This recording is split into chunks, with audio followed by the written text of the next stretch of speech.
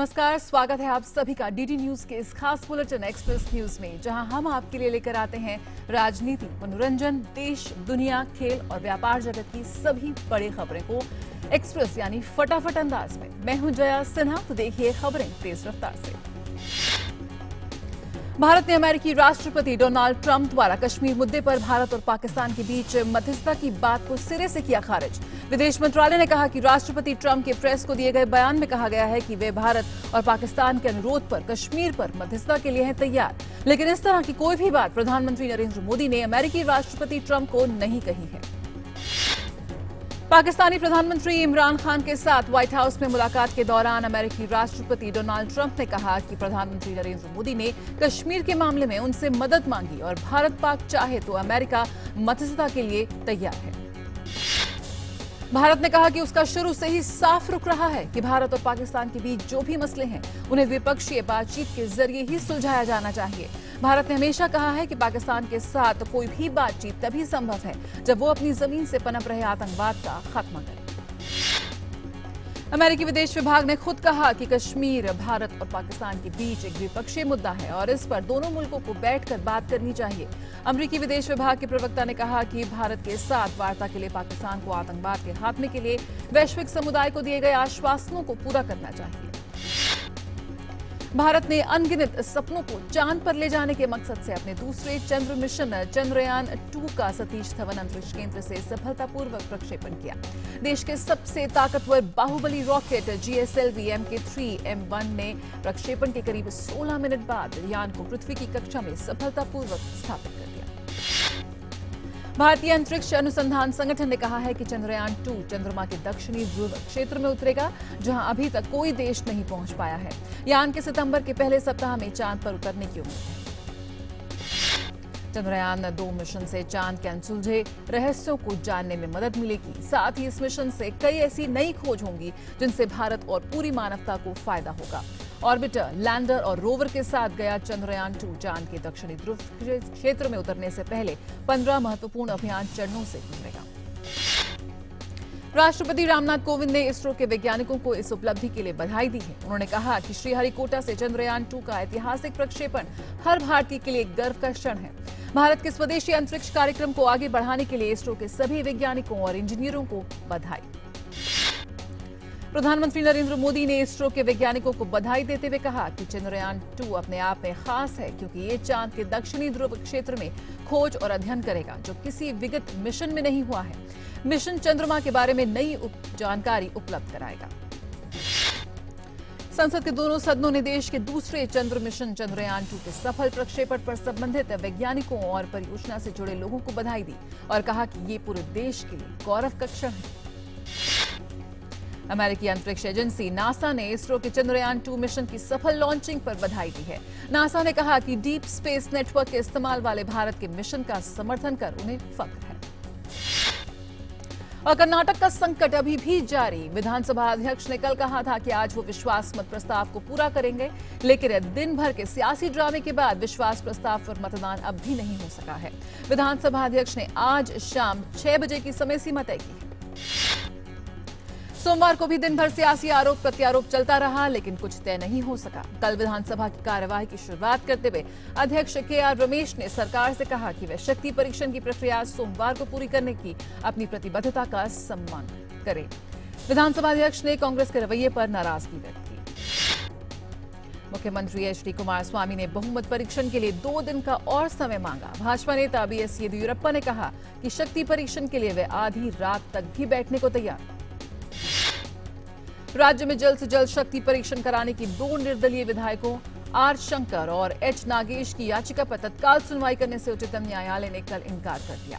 हालांकि शीर्ष अदालत ने कहा कि वे याचिका पर आज विचार कर सकते हैं। संसद ने मानवाधिकार संरक्षण संशोधन विधेयक 2019 को मंजूरी दे दी और सरकार ने भरोसा जताया कि राष्ट्रीय मानवाधिकार आयोग और राज्य मानवाधिकार आयोगों को और अधिक सक्षम बनाने में विधेयक के प्रावधानों से मदद मिलेगी। राज्यसभा ने विधेयक को चर्चा के बाद ध्वनिमत से पारित कर दिया।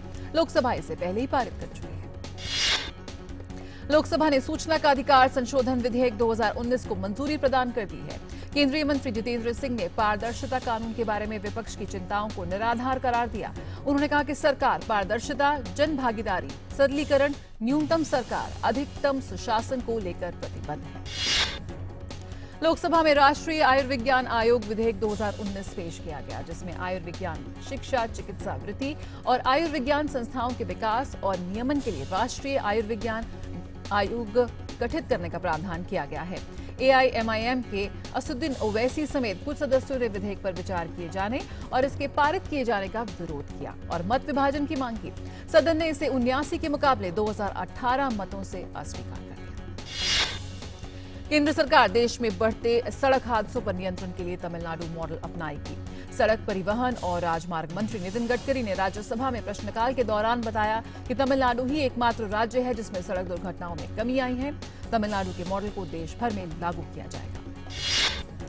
केंद्रीय सड़क परिवहन और राजमार्ग मंत्री नितिन गडकरी ने बताया कि 2018 में देश में सड़क हादसों में मरने वालों की संख्या 1,88,000 थी। उन्होंने बताया कि देश में सभी राज्य और राष्ट्रीय स्तर के सभी राजमार्गों पर अधिक दुर्घटनाओं वाले स्थानों की पहचान के लिए कार्य योजना बनाई गई है। उन्होंने बताया कि परियोजना के प्रस्ताव को विश्व बैंक के समक्ष पेश किया गया है। लोकसभा के वर्तमान सदस्य रामचंद्र पासवान और दिल्ली की पूर्व मुख्यमंत्री शीला दीक्षित को श्रद्धांजलि दी गई। उसके बाद सदन की कार्यवाही दोपहर बाद 2 बजे तक स्थगित की गई। सूचना और प्रसारण मंत्री प्रकाश जावड़ेकर ने कहा कि मोदी सरकार विभिन्न सरकारी विभागों से संबंधित सूचनाओं के आदान प्रदान के मामले में पारदर्शिता और जवाबदेही के लिए पूरी तरह प्रतिबद्ध है। उन्होंने कहा कि अधिकतम सरकारी विभाग स्वयं सूचना देने को बढ़ावा दे रहे हैं। सूचना प्रसारण मंत्री प्रकाश जावड़ेकर ने दावा किया कि सरकार के दूसरे कार्यकाल के पहले 50 दिन में सबका साथ, सबका विकास और सबका विश्वास के दर्शन हुए हैं। उन्होंने कहा कि इस दौरान किसान, नौजवान, मजदूर, मध्यम वर्ग, अर्थव्यवस्था और सामाजिक न्याय संबंधी भाजपा के संकल्प पत्र पर अमल का खाका तैयार हुआ है। सूचना प्रसारण मंत्री प्रकाश जावड़ेकर ने कहा कि प्रधानमंत्री नरेंद्र मोदी ने जिस पहले निर्णय पर हस्ताक्षर किए वे सेना एवं पुलिस के जवानों के बच्चों को छात्रवृत्ति से जुड़ा था। उन्होंने कहा कि इसके अलावा किसानों, व्यापारियों की पेंशन महत्वपूर्ण पहल है। केंद्रीय मंत्री प्रकाश जावड़ेकर ने कहा कि $5,000 करोड़ की अर्थव्यवस्था बनाने की पूरी प्रतिबद्धता से पहल की जा रही है। इसके साथ ही स्टार्टअप को बढ़ावा दिया जाएगा और एक टीवी चैनल शुरू होगा। केंद्रीय मंत्री ने कहा कि छोटे क्षेत्रों के लिए आय बढ़ाने की पहल की गई है। नौसेना प्रमुख एडमिरल करमवीर सिंह ने डोनियर विमानों की 5वीं स्क्वाड्रन सी ईगल्स को नौसेना के बेड़े में शामिल करते हुए कहा कि इससे पूर्वी समुद्र तट पर निगरानी बढ़ेगी। नौसेना प्रमुख एक कार्यक्रम में उन्होंने कहा कि भारतीय नौसेना वायु स्क्वाड्रन 313 समुद्र में चुनौतियों का तुरंत जवाब देने में सक्षम है। और श्रीनगर में भारतीय सेना के शहीद जवान औरंगजेब के भाई मोहम्मद शाबिर और मोहम्मद तारिक भारतीय सेना में शामिल हो गए हैं। जाबाज औरंगजेब ने कई बड़े ऑपरेशनों को अंजाम दिया था। महान स्वतंत्रता सेनानी और समाज सुधारक बाल गंगाधर तिलक की आज जयंती है। ब्रिटिश राज के दौरान तिलक स्वराज के सबसे पहले और मजबूत अधिवक्ताओं में से एक थे। उन्होंने ब्रिटिश सरकार को भारतीयों को तुरंत पूर्ण स्वराज देने की मांग की। नतीजन उन्हें कई बार जेल भेजा गया। देश की आजादी के लिए अपने प्राण न्यौछावर कर देने वाले क्रांतिकारी चंद्रशेखर आजाद की आज जयंती है। रामप्रसाद बिस्मिल के नेतृत्व में आजाद ने काकोरी षड्यंत्र को अंजाम दिया और जीवन भर देश की आजादी के लिए संघर्ष किया। पश्चिम बंगाल की मुख्यमंत्री ममता बनर्जी ने राज्य में उत्सव आयोजकों की शीर्ष संस्था दुर्गा पूजा समिति मंच को टैक्स का नोटिस जारी करने के फैसले की आलोचना की है। उन्होंने कहा कि पूजा समितियों को आयकर के दायरे में नहीं रखा जाना चाहिए। राजस्थान के मुख्यमंत्री अशोक गहलोत ने राहुल गांधी का समर्थन करते हुए कहा, राहुल गांधी ही पार्टी के कप्तान हैं और आगे भी रहेंगे। बिहार के उप मुख्यमंत्री सुशील कुमार मोदी ने कहा कि 4,91,000 बाढ़ पीड़ित परिवारों के खाते में 6,000 रुपए की दर से 295 करोड़ रुपए की सहायता राशि भेजी जा चुकी है। बिहार विधानसभा में सरकार की ओर से जवाब देते हुए सुशील मोदी ने कहा कि सूबे का एक भी बाढ़ पीड़ित परिवार 6,000 रुपए की सहायता राशि से वंचित नहीं रहेगा। असम में बाढ़ की चपेट में आकर 2 और लोगों की मौत के साथ सोमवार को मृतक की संख्या 66 हो गई। राज्य में बाढ़ के हालात जस के तस हैं और कुल 33 में से 18 जिलों में 30 लाख से ज्यादा लोग प्रभावित हैं। मौसम विज्ञान केंद्र शिमला ने हिमाचल में 2 दिन भारी बारिश की चेतावनी जारी की है। विभाग के ताजा पूर्वानुमान के मुताबिक राज्य में 25 और 26 जुलाई को भारी बारिश होगी। प्रदेश में 28 जुलाई तक मौसम खराब बना रहेगा। मुंबई में कल एक टेलीफोन एक्सचेंज इमारत में आग लग गई। इमारत की छत पर हवाई सीढ़ी की मदद से सभी लोगों को बाहर निकाला गया। जम्मू और कश्मीर के डोडा जिले में सुरक्षा बलों ने एक आतंकवादी ठिकाने का भांडाफोड़ किया और बड़ी मात्रा में हथियार और गोला बारूद बरामद कर बड़ी सफलता हासिल की। जब्त की गई हथियारों में AK और SLR राइफलों के 16 कारतूस, लगभग 800 राउंड गोला बारूद, 4 वायरलेस सेट, 8 रॉकेट और 2 पिस्तौल शामिल हैं। जम्मू कश्मीर के सुंदरबनी सेक्टर में पाकिस्तानी सेना द्वारा संघर्ष विराम उल्लंघन का भारतीय सुरक्षा बल मुंहतोड़ जवाब दे रहे हैं। इस जवाबी कार्रवाई में पाकिस्तान को भारी नुकसान उठाना पड़ा है। गोलीबारी में एक जवान शहीद हो गया। महाराष्ट्र के भिवंडी में स्थित केमिकल फैक्ट्री में भीषण आग लगी। मौके पर दमकल की कई गाड़ियां मौजूद हैं और आग को बुझाने की कोशिश कर रही हैं। हालांकि अभी तक ये साफ नहीं हो सका है कि आग किन वजहों से लगी है। राष्ट्रपति रामनाथ कोविंद ने उत्तर प्रदेश के एक महत्वपूर्ण विधेयक को स्वीकृति दी, जिसमें अग्रिम जमानत के प्रावधान को फिर से शामिल करने का रास्ता साफ हो जाएगा। इस प्रावधान को 1976 में आपातकाल के दौरान हटा दिया गया। आचार्य देवव्रत ने गुजरात के नए राज्यपाल के रूप में शपथ ली। गुजरात के 20वें राज्यपाल के रूप में देवव्रत ने संस्कृत में शपथ ली। पूर्व केंद्रीय मंत्री कलराज मिश्र ने हिमाचल प्रदेश के राज्यपाल पद की शपथ ली। उन्होंने राजभवन में आयोजित कार्यक्रम में पद एवं गोपनीयता की शपथ ली। उत्तराखंड के मुख्यमंत्री त्रिवेंद्र सिंह रावत ने कहा कि सरकार भ्रष्टाचार के मामले में जीरो टॉलरेंस का रुख रखेगी। उन्होंने कहा कि लोगों की काली कमाई का पता लगाने के लिए सरकार बेनामी संपत्ति कानून लेकर आ रही है। पश्चिम बंगाल के उत्तर 24 परगना, बिहार के पटना, त्रिपुरा के अगरतला और नई दिल्ली के 11 स्थानों में CBI ने डाली रेड। ये रेड पार्थ चक्रवर्ती और चक्र इंफ्रास्ट्रक्चर लिमिटेड के खिलाफ दर्ज केस को लेकर डाली गई। प्रवर्तन निदेशालय ने लॉटरी घोटाले में 119 करोड़ रुपए से अधिक की धोखाधड़ी मामले में धन शोधन निवारण अधिनियम के प्रावधानों के तहत जांच शुरू कर दी है। तमिलनाडु के कोयम्बटूर जिले में स्थित इमारतों के साथ 61 फ्लैट, 82 भूखंड और 6 भूखंडों पर बनी संपत्तियों की जांच की गई। यार छोटे से ब्रेक के लिए, लेकिन खबरों का सिलसिला जारी रहेगा।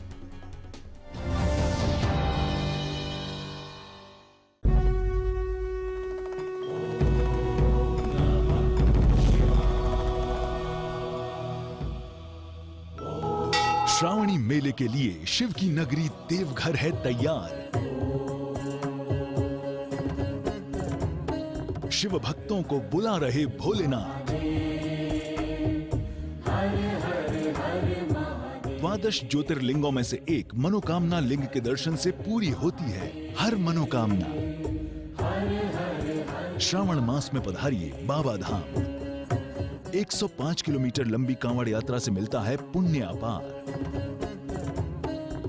मैं सभी देशवासियों से, राज्यवासियों से अपील करता हूं कि इस 12 ज्योतिर्लिंग, जिन्हें मनोकामना लिंग से जाना जाता है, आप झारखंड पधारे, अध्यात्म नगरी देवघर पधारे और भगवान शिव की आराधना कर अपने मनोकामना को पूर्ण करें। पूरी हो शिव भक्तों की हर मनोकामना, यही है भोलेनाथ से प्रार्थना।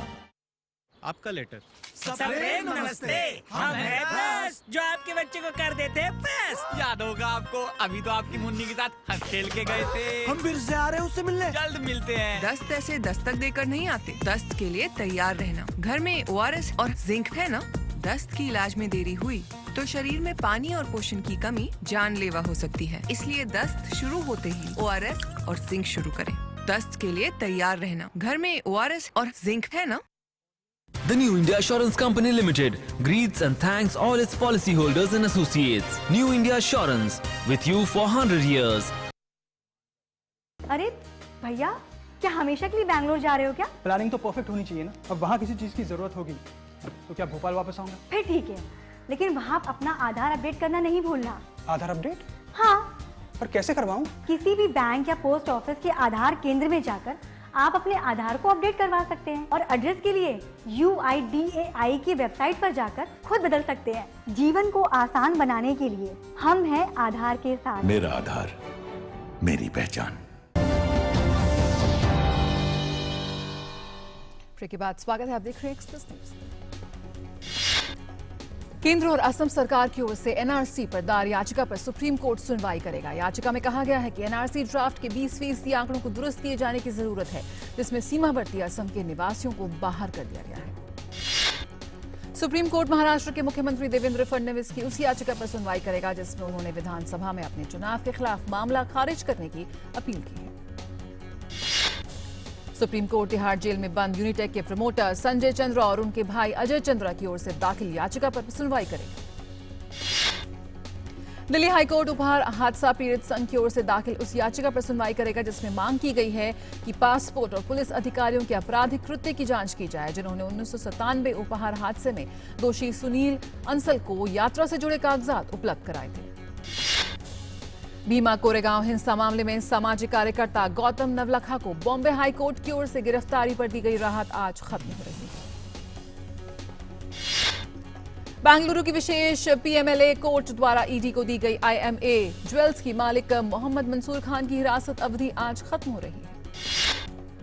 दिल्ली उच्च न्यायालय में सोमवार को एक याचिका दायर कर अनुरोध किया गया कि वे राष्ट्रीय गीत वंदे मातरम को राष्ट्रगान जन गण मन के समान दर्जा देने वाला कानून बनाने का निर्देश केंद्र सरकार को दे।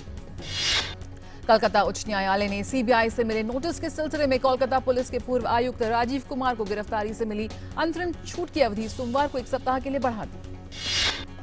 केरल के तटीय गांव अलप्पड़ में अत्यधिक रेत खनन पर संज्ञान लेते हुए राष्ट्रीय हरित अधिकरण ने एक समिति गठित की है। ये समिति आंकलन करेगी कि अवैध खनन से पर्यावरण को हुए नुकसान के लिए कितना मुआवजा वसूला जाए।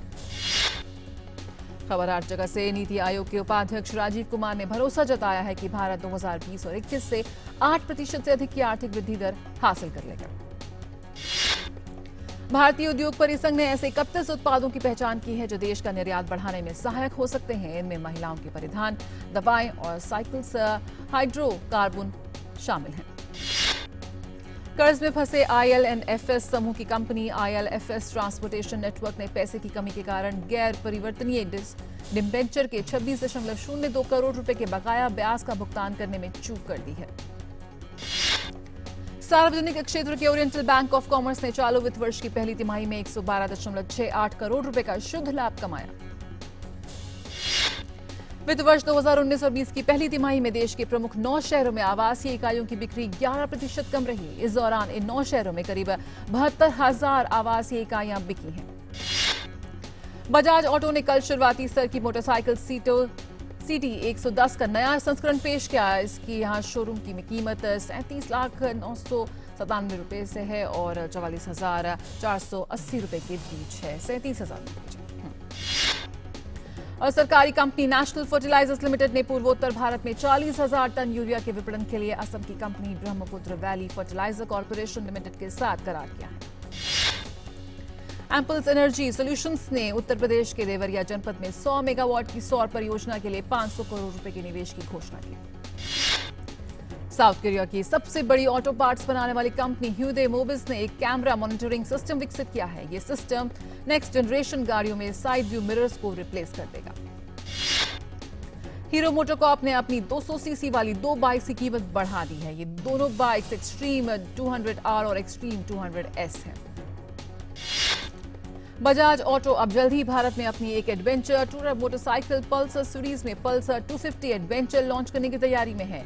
यह आगामी मोटरसाइकिल हीरो एक्सप्रेस 200 और रॉयल एनफील्ड हिमालयन से सीधा मुकाबला करेगी। दक्षिण कोरिया की प्रमुख वाहन कंपनी किया मोटर्स ने हाल ही में अपनी एसयूवी सेलेटोस को अपने घरेलू बाजार दक्षिण कोरिया में लॉन्च कर दिया है। इसकी कीमत 11.30 लाख रुपए से लेकर 15.44 लाख रुपए रखी गई है। और ईरान ने कहा है कि उसने 17 जासूसों को गिरफ्तार किया है जो अमेरिकी खुफिया एजेंसी CIA के लिए काम कर रहे थे और इनमें से कुछ को मौत की सजा दी गई है।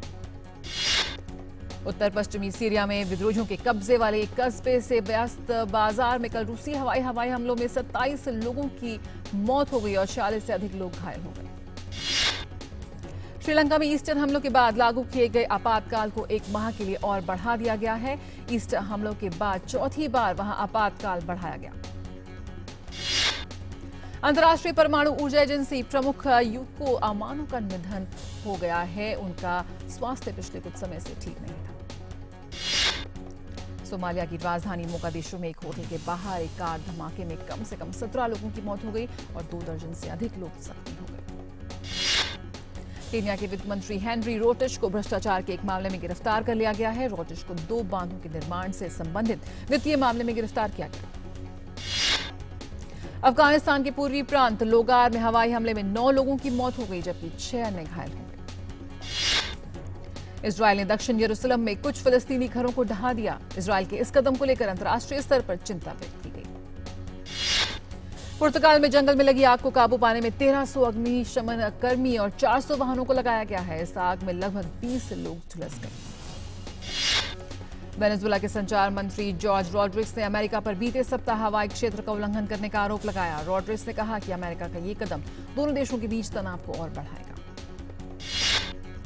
और कटक में खेली गई 21वीं राष्ट्रमंडल टेबल टेनिस चैंपियनशिप में भारत दांव पर लगे 7 स्वर्ण पदक जीतकर क्लीन स्वीप करने में सफल रहा। भारत की पूजा सहस्त्रबुद्धे और पृथ्वी सिन्हा रॉय ने जीत दर्ज कर मुकाबले को अपने नाम कर स्वर्ण पर कब्जा जमाया। वहीं पुरुष युगल के फाइनल में भी भारत के एंथनी अमलराज और मानव ठक्कर ने 3 गेम लगातार जीतते हुए मैच को अपने नाम कर स्वर्ण पर कब्जा जमाया। 21वीं राष्ट्रमंडल टेबल टेनिस चैंपियनशिप के महिला एकल फाइनल में मधुरिका पाटकर को हराकर अहिका मुखर्जी ने गोल्ड मेडल जीता। 21वीं राष्ट्रमंडल टेबल टेनिस चैंपियनशिप के पुरुष एकल में हरमीत ने जी साथियन को हराकर जीत स्वर्ण पदक अपने नाम करने में सफलता पाई। केंद्रीय खेल मंत्री किरण रिजिजू ने कहा है कि अगले वर्ष जापान के टोक्यो में होने वाले ओलंपिक खेलों की तैयारियों के लिए 27 विभिन्न खेलों में 14,236 खिलाड़ियों को प्रशिक्षण दिया जा रहा है। आज से जापान ओपन के मुकाबले शुरू हो रहे हैं। भारत की शीर्ष बैडमिंटन खिलाड़ी पीवी सिंधु जीत के साथ इस साल के खिताबी सूखे को खत्म करना चाहेंगे। उनका मुकाबला चीन की हान युई से होगा। जापान ओपन टूर्नामेंट में 8वीं वरीयता प्राप्त साइना नेहवाल इकलौती भारतीय खिलाड़ी हैं जिन्होंने मौजूदा सत्र में खिताब जीता है और वे अपने अभियान की शुरुआत में थाईलैंड की बुसनान से भिड़ेंगे। इस खिलाड़ी के खिलाफ साइना की जीत का रिकॉर्ड 3-1 का है। जापान ओपन के पुरुष एकल के शुरुआती दौर में ही 2 शीर्ष भारतीय खिलाड़ियों का सामना होगा, जहां एचएस प्रणय 8वीं वरीयता प्राप्त किदाम्बी श्रीकांत को चुनौती पेश करेंगे। जिम्बाब्वे के ऑलराउंडर सोलोमन मीरे ने अंतर्राष्ट्रीय क्रिकेट से संन्यास का ऐलान किया। इंग्लैंड के दिग्गज तेज गेंदबाज जेम्स एंडरसन ने कहा है कि जिस तरह उन्होंने विश्व कप में शानदार प्रदर्शन किया उसी तरह वो टेस्ट मैचों में भी सफलता हासिल कर सकते हैं।